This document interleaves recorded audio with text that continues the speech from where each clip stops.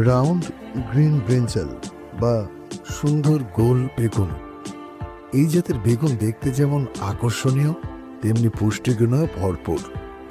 এটি ভাজি, ভর্তা কিংবা ঝোলে সব রকমের রান্নাতেই স্বাদে আলাদা মাত্রা আনে। আর ছাদ বাগানে চাষের জন্য একে আদর্শ ধরা হয়, কারণ এই বেগুন গাছ চাষ করতে সহজ পদ্ধতি অবলম্বন করলেই চলে। এটি সহজে বেড়ে ওঠে এবং খুব বেশি পরিচর্যার প্রয়োজন হয় না।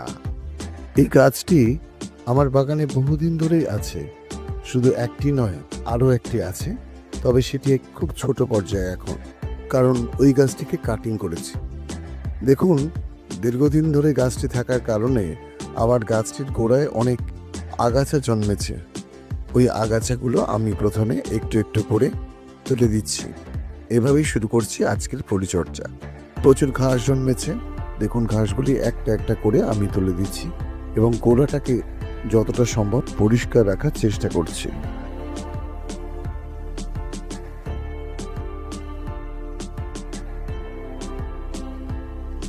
এবার একটি খুচুনি দিয়ে ভালো করে গোড়ার চারদিকটা সুন্দর করে ঝুরো ঝুরো করে খুঁচিয়ে দিচ্ছি, যাতে গোড়ার মাটি অক্সিজেন পায়। দেখেছেন, একটি নয়নতারা গাছও আবার জায়গা করে নিয়েছে।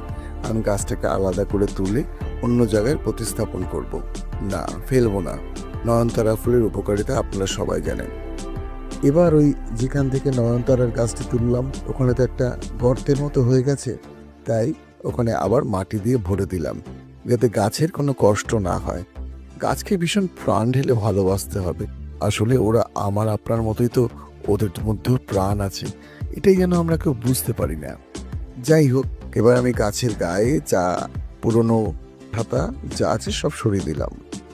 একটু সার প্রয়োগের পালা। গাছে একটু খাবার দরকার আছে, কারণ মাটিতে সেরকম পুষ্টি নেই আমার দেখেই মনে হয়েছে।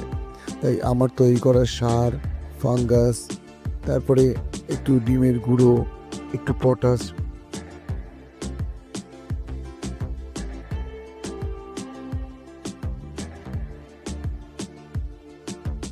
সব কিছু মিশিয়ে একটা কন্টেনারের মধ্যে একসাথে করে ভালো করে মিশিয়ে গাছের গোড়া থেকে একটু দূরে, মনে রাখবেন একদম সরাসরি গাছের গোড়ায় দেবেন না। গাছের গোড়া থেকে দেখেছেন আমি কেমন টবের ধার ধরে দিচ্ছি, ঠিক এইভাবে টবের ধার ধরে সার প্রয়োগ করুন। এতে গাছের গোড়ায় সরাসরি কোনোভাবে সারটি যাবে না।